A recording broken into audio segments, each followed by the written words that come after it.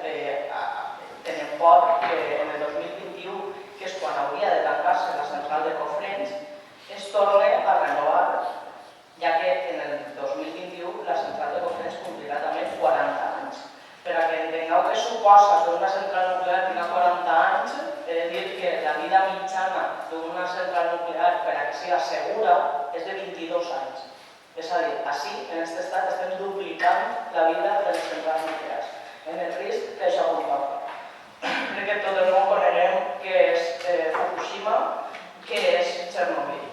Per tant, bàsicament, el que suposa allargar el doble de la vida útil mitjana d'una central de Cofrents és arriscar-se a poder viure un accident nuclear com hem viscut en altres països. Els centres més antics, com ells, són els més perillosos. D'ací la part de Cofrents, que realment estava obsoleta.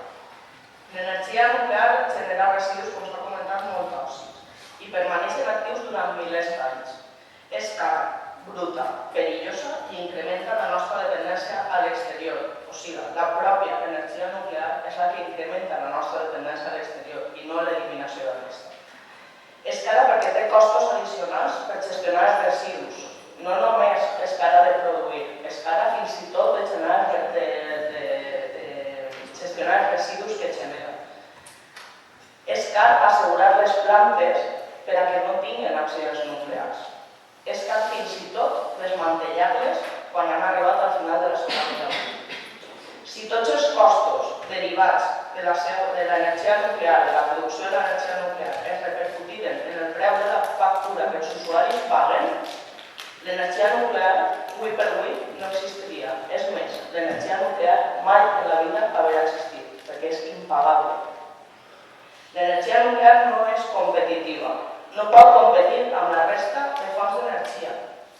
Fins avui s'han tancat 110 reactors nuclears dels que existien fins ara, amb una mitjana, com he dit, de 22 anys. Cofrents en té ja 37. En 2021 en tindrà 40-41. Alemanya haurà tancat totes, absolutament totes les seues centrals en l'any 2022 i França ho farà en els propers 10 anys. Els inversors privats que teníem en aquest estat en energia nuclear estan retirant-se del mercat de les nuclears i estan començant a invertir en parcs eòlics i en fotovoltaica perquè rendeixen molt més econòmicament, perquè generen més llocs de treball localitzats, perquè són més netes i competitives. Per tant, necessitem un pla energètic nacional a l'estat espanyol que aposti per les renovables declaradament i que tanqui gradualment, efectivament, eixes nuclears, però s'han de tancar. Creiem que d'ací al 2021 és un temps més que raonable per a començar a treballar en aquest pla energètic nacional que ens permeta anar canviant d'energies a energies renovables. Tots els governs del món estan girant cap a les renovables, excepte el nostre. El nostre, que continua tutelat per l'oligopoli energètic. Una llàstima.